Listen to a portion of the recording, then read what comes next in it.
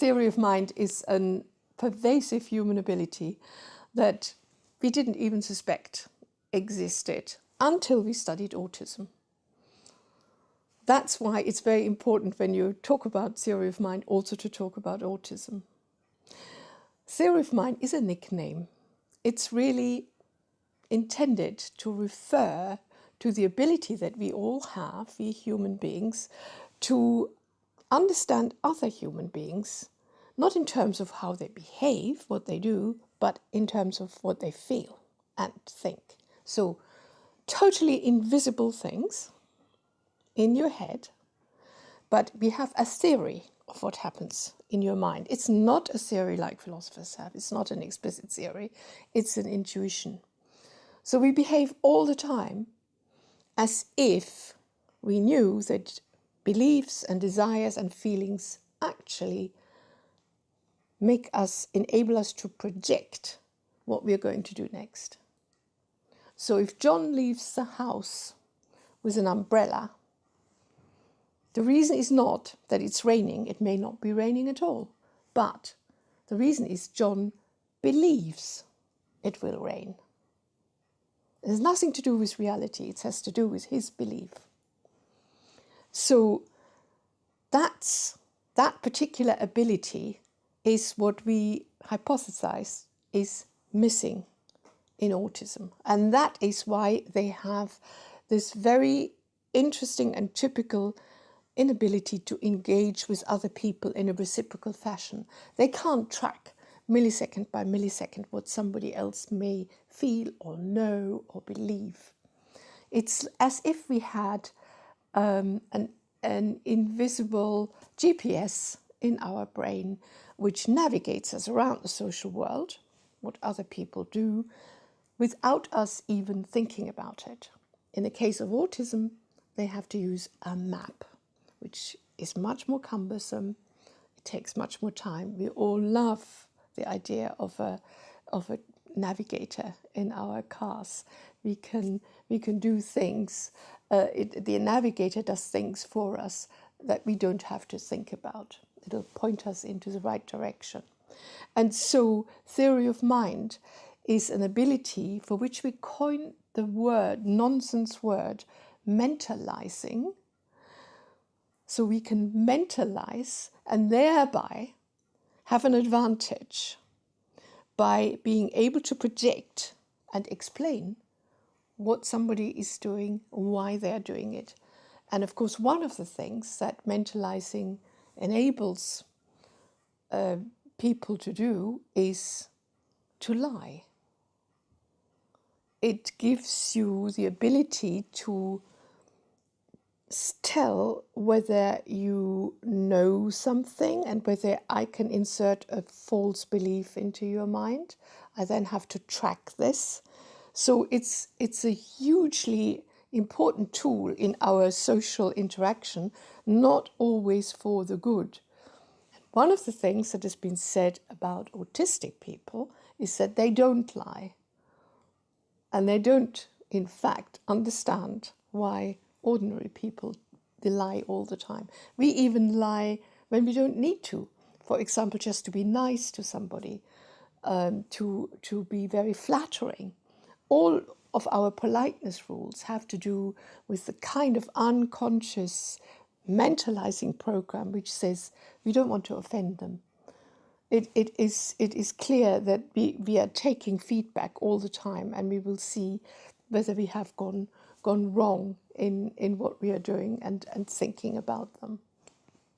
So given that this is such a fanciful idea, which many people would say, wow, this is ridiculous. How can you postulate that is an ability, like the ability to, hear or to see colours?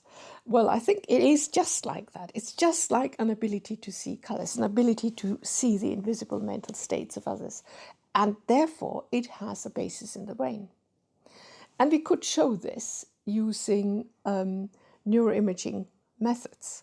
We could make people do tasks which demand that you think of mental states and contrast them with tasks that are exactly the same in every possible way, but you don't have to invoke mental states. These are, for example, movements of objects like cause and effect, while when we are thinking about intentions and beliefs, they can also be expressed in movements, but you will interpret the movement completely differently, intentionally and deliberately, not just as a physical cause and effect. And we can compare when people watch little films, when they read stories, all sorts of different methods have been used.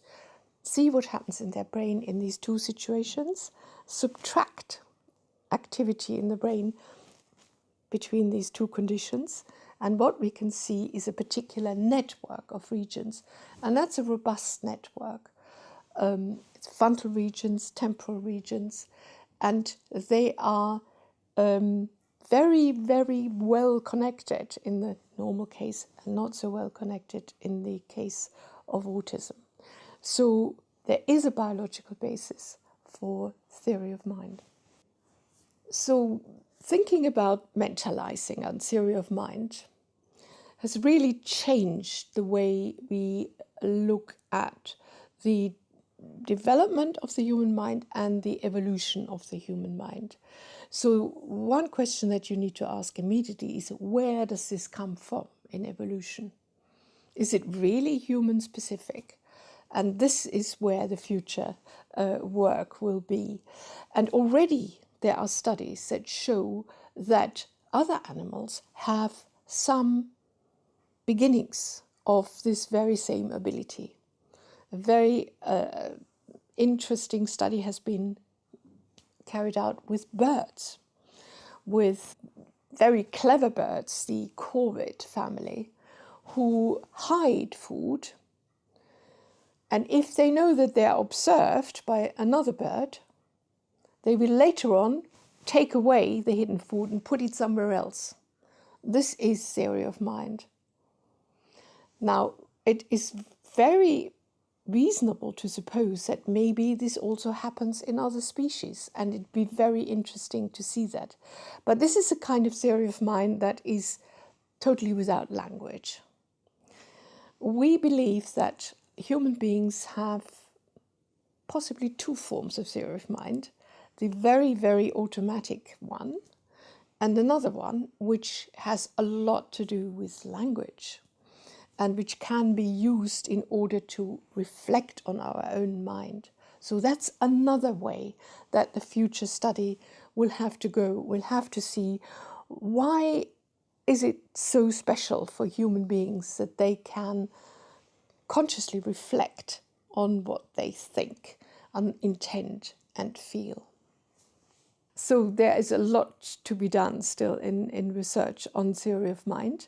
We need to know whether there is an implicit automatic form, whether we share that with other animals, and whether there is an explicit conscious form of theory of mind. Perhaps there are even other forms that have not even been discovered yet. We need to know whether in ordinary child development the explicit theory of mind builds on the other automatic implicit theory of mind, or whether it is completely independent. At this moment, these are all open questions.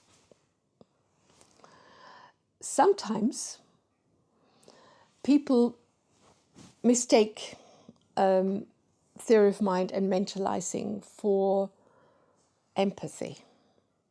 It sounds like, yeah, sort of related. And yet, we have found through the study of autism, through the methods of brain imaging, that these are quite separate things. So even though mentalizing means taking feelings into account or tracking changes in feelings, empathy is quite a different sort of ability. And empathy rests on a different brain system, a brain system that has to do with something like contagion. So what you feel, I feel too.